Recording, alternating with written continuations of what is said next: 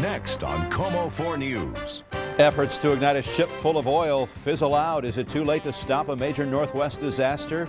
Will we wake up to icy roads tomorrow? Steve Poole has the latest on the next winter storm. And this young woman has a miracle message through her music.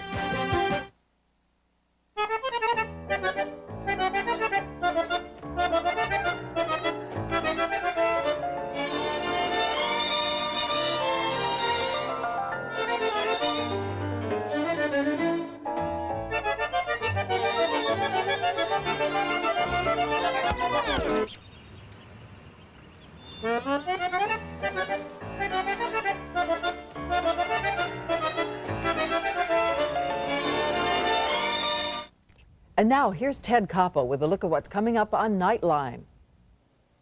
Tonight on Nightline, did you know that a 22-year-old American woman helped draft the Constitution? Not ours, the Japanese. Her story on Nightline, followed by Politically Incorrect tonight. On 2020 Friday, an exclusive interview with a living legend. She sang her way into the hearts of the world, the elegant Julie Andrews. You've heard the rumors that her brilliant singing career is over. Now, for the first time, she tells Barbara Walters the stunning story behind the headlines. I went in for a routine procedure that I was told would not be threatening to my vocal cords. That's the big question. Will Julie Andrews be able to sing again? Find out the answer on 2020 Friday at 10, 9 Central.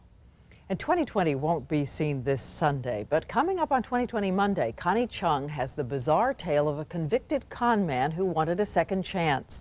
Meet Michael Backman. At the age of 31, he decided to start life over again. So he forged some documents and returned to his old high school disguised as a 17-year-old student. Did it work? And why did he want to relive the past? Find out on 2020 Monday at 8, 7 Central. And we've done it again for another week here on 2020 Wednesday. I'm Diane Sawyer. Good night to all of you. And you too, Sam.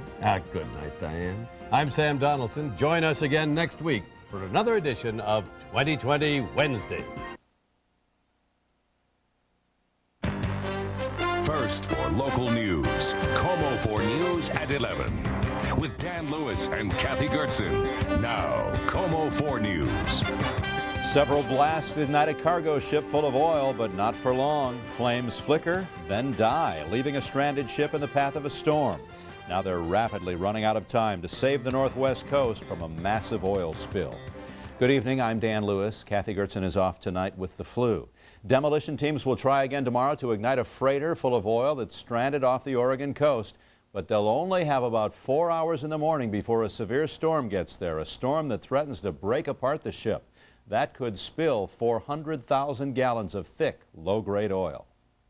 First a flicker of light, then smoke billows from the new Carissa as demolition experts use explosives to ignite the ship's cargo, 400,000 gallons of fuel. They're trying to burn off that fuel in a race against the clock as a storm bears down on the ship, threatening to tear it apart, spilling its contents. We'll get through this. This is the best option, but this is a time for decision and action, and that's exactly what the Unified Command is proceeding on. The new Carissa ran aground 7 days ago off the coast of Coos Bay. Some of the oil began to spill, ending up on nearby beaches and even hurting some wildlife. At first, crews hoped to tug the ship back out to sea, but that option was lost today. Late in the evening, early in the morning, we lost the engine room.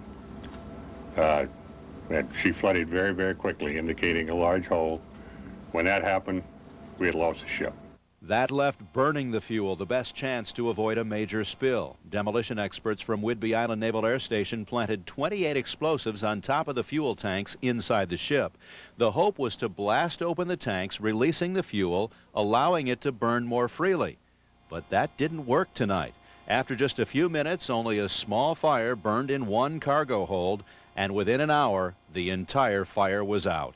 Officials compare igniting the ship to lighting a barbecue grill. They say it could take several tries to get the fire started. The next attempt will be tomorrow. Officials say once the fire is started, it could take several days to burn. Most of the smoke is expected to blow out to sea. About 200 people are in position along the Oregon coast to clean up the oil if burning is not successful. Experts say oil that's already spilled from the new Carissa could hit our state's beaches in as little as 3 days. It could be as far north as Gray's Harbor in 8 days, killing wildlife and threatening razor clams and oyster beds there. It all depends on the weather and the amount of oil that leaks. If the oil continues to leak out and they really don't contain it, that oil is going to tend to move north, and it could move at a very rapid rate. But that's if they don't contain it. The Oregon spill could also have political fallout in our state. Today, Governor Gary Locke said this is another reason to require all tankers in the Strait of Juan de Fuca to have tugboat escorts. Here's how devastating a major spill can be to wildlife. Experts say just 2 species have recovered from the Exxon Valdez spill in Prince William Sound. That spill many years ago killed thousands of birds, marine mammals, and bald eagles. It happened 10 years ago. Just today, the Exxon Valdez Oil Spill Trustee Council said the river otter population has finally recovered. The council declared bald eagles recovered 2.5 years ago. Searchers will be up in helicopters tomorrow looking for 2 missing snowshoers near Snoqualmie Pass. But the ground search is off until the danger from avalanches subsides. Searchers found a lead today, tracks in the snow, but those tracks ended at an avalanche. They don't know if the avalanche swept the 2 hikers away or if it just covered their tracks. 36-year-old Jeff Curry of Redmond and 29-year-old Brent Cooley of Seattle have been missing since Sunday. Our wild weather just keeps on coming. It hit a lot of people hard today. Icy conditions turned the morning commute in the Tacoma area into a bit of a nightmare. Near Federal Way, a state trooper got banged up along with several other cars. And look at this accident in Tacoma. Our cameras captured several cars spinning out on very slick Interstate 5. Luckily, nobody got hurt in that accident. In all, police reported more than 50 weather-related accidents in the Tacoma area. Steve Poole is with us now. Steve, does it look like this next storm that they're so worried about in Oregon is going to cause us much trouble? Well, it'll affect both states, Dan, and let me show you this thing, because then when you see it, you'll get an idea of why we're concerned about the impact on not only containing the oil from that ship, but just in general. Take a look at the size of this thing as it starts moving in on the coast here. Now, we've got a lot of rainfall in there. We've also got wind as well, and these are the warnings that are up tonight. There's a high wind warning up on the South Washington coast, which would also affect part of the Oregon coast as well, thus the concern about the ship. A high wind watch on the north coast. There's also a winter storm watch up in the Olympics for lots of snow there. Not so much snow in the Cascades, and a flood watch for rivers in the southwest portion of the state of Washington. We also have the possibility, as this comes in, that we are going to squeeze out a little bit more snow, and it's just in the area that I show you there. That doesn't mean that other folks won't get some snowfall as this system begins to come in here. Generally, it's all going to turn to rain. We'll talk more about that. We'll get you set for tomorrow, let you know what's going to happen then, and the weekend too. That's coming up in the forecast in a few minutes. Dan? Quite a bit more to talk about. Steve, thank you. A long and painful ordeal is finally over for a local family. A judge sentenced 21-year-old Brian Schrader to 12 years in prison for pushing a teenager off a train trestle in Adair. He could have gotten 20 years on an earlier conviction, but the verdict was overturned on appeal. 18-year-old Michael Scherhoff was pushed off the trestle. Schrader was dared to do it for $30 and some marijuana. American Airlines pilots say they will obey a judge who's telling them to go back to work. More than 2,000 pilots called in sick today before the judge's order. Others have refused to work voluntary overtime. The pilots want American to boost the pay of pilots for Reno Air, which was just purchased by American. A huge loss for tobacco giant Philip Morris. This woman won a $50 million judgment against the company. Patricia Henley claims the cigarette maker misled her about the dangers of smoking. Now she's dying of lung cancer. Philip Morris plans to appeal today's ruling. The Reverend Jerry Falwell refuses to back down tonight from charges he made that the children's show Teletubbies is pushing gay rights. Purple is a gay pride color, the same color as one of the Teletubby characters called Tinky Winky. The show's producers claim Falwell is just trying to boost his own political agenda. Health experts in our area are calling it an explosive situation. What they fear is a dramatic increase in the virus that causes AIDS among homosexuals. As KOMO's Sharon Dennis found out, health officials and the gay community are now searching for answers. If you're queer and you know it, stomp your feet. For nearly a generation, How do you know your kids are straight? the gay community has lived with AIDS, and they've learned how to stay safe. But something troubling is happening. I've taken risks. So it seems are many in the gay community. Sexually transmitted diseases are rising dramatically among gay men in King County. Experts fear the risky sex that causes syphilis and gonorrhea will also lead to an increase in HIV. And one thing that we want to talk about here is to discuss like why this is happening, and maybe these men are talking about the reluctance to practice safe sex despite the potential danger. You know, it's easy to talk about them doing stuff and them catching diseases, but you know, it's all of us that doesn't want to do it 100% of the time. Medical experts say this is a community that may be too weary or too hopeful. Many gay and bisexual men might be less fearful of AIDS than they once were because of the dramatic therapeutic advances that have occurred. There's also the possibility that some people just get burned out on sticking with behavioral changes for a long period of time, just as anybody can have trouble with that, just like people have trouble staying off cigarettes or losing weight.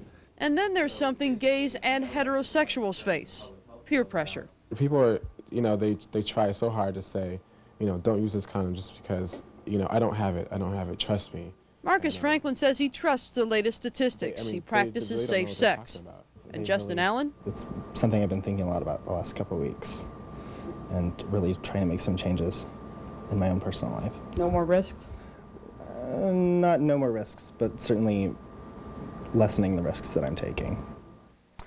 King County health experts suspect the virus that causes AIDS is perhaps spreading more rapidly than at any time in the past 15 years. They say despite effective treatment, many people with HIV will still die, often in a few years, sometimes just a few months. Live in the newsroom, Sharon Dennis, KOMO-4 News. Back to you, Dan. Thank you, Sharon. We have an update now on the efforts to ignite a cargo ship full of oil off the Oregon coast. KOMO's Tracy Vetter is live in Coos Bay with the new information. Tracy? Well, Dan, I have to tell you, I just got out of a late-night briefing with the incident commanders, and there is no disguising the critical nature of this situation. The incident commander tells me that the new Carissa's hull is beginning to breach or to crack open on the seaward side. Now, right now, there are seas of about 10 feet out there on the ocean. They're continuing to hammer the sides of that stuck cargo ship. On its own, that could be enough to break open the new Carissa's hull, sending some 400,000 gallons of heavy fuel oil gushing out. But there is an even worse storm on the horizon, carrying 50 to 60 mile an hour winds. If the ship breaks apart tonight, we have what everybody feared. We have a huge environmental problem and a spill, and that's what we're trying to avoid. But there is that chance that it could happen. Now, everyone here is crossing their fingers, hoping that that weather holds off until midday tomorrow. Late tonight, they are going to be out flying over that ship again with using an infrared camera, trying to detect how much of that fire may still be burning inside. Under the best case scenario, the fire will begin to grow hotter and hotter, and by morning will engulf all of the oil on the ship, and they won't have to go out and do anything again. Worst case scenario, the ship breaks open. Then it's a very difficult situation to deal with. However, if the ship holds together throughout the night, what they're going to try and do is send a second crew out at first light. That's about 7:30 tomorrow morning. That's the Whidbey Island Naval Air Station crew, the explosives team. They'll send new charges, heavier charges this time, in an effort to try and get that heavy fuel oil burning before it can spill out and foul hundreds of miles of beach and wildlife. Reporting live in Coos Bay, I'm Tracy Vetter, KOMO-4 News. We'll be checking with you in the morning and throughout the day tomorrow. Tracy, thanks for the update.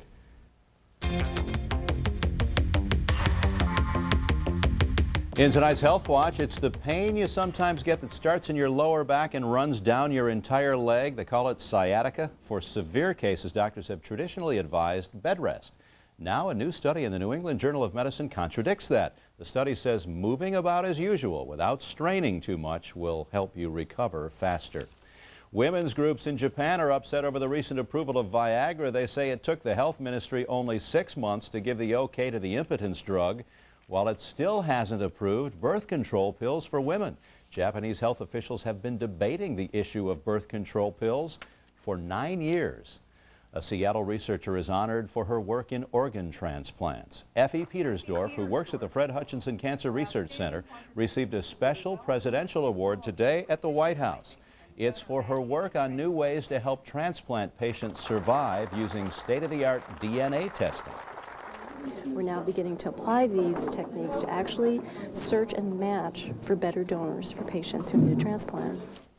Petersdorf is one of 60 young researchers from across the country honored today. Here's a new way to get men to go to the doctor. It's called The Garage, a clinic in Bellevue with an automotive theme. The walls are adorned with auto art. Clinic workers even dress like garage mechanics. If you want to know more about tonight's Health Watch, check out our newly redesigned website at KOMO-TV.com. She was born in Colombia, sick, malnourished, and neglected for years. Now the same girl is an inspiration to us all, thanks to love, courage, and her adoptive mother who refused to give up. KOMO's Kim Reemland and photographer Bill Strothman bring us the story.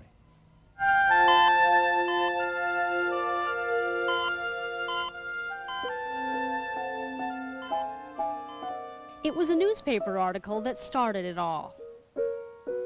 About a little girl abandoned at birth. And I saw her picture, and she just had that little sparkly eyes. Something about her face, just how she looked. And it was, and I just kind of homed right in on that. Paula Ketter fell in love with a girl who was also named Paula. The littlest one needed a mother. The older Paula couldn't have kids and needed a child to hold and love. As soon as I possibly could, I started paperwork together. That was, well, yeah. To get her, she flew to an orphanage in Cali, Colombia. She'd been told that little Paula was developmentally delayed, but she was not prepared for what she found. Oh, it was a big room with lots of cribs and baby. A lot of newborns. Paula was with the babies, but she was 4 years old and weighed only 18 pounds. She'd never eaten solid food. She couldn't talk. She wasn't potty trained. She couldn't even walk. But I had her get down on the ground, and I was holding her hand, and I let go, and she went boink, boink. She kept falling down. She couldn't stand up. Paula's head was oversized from water on the brain that wasn't properly treated. She was brain damaged. Almost all of Paula's life had been spent inside this crib. She slept here, drank her bottles here, existed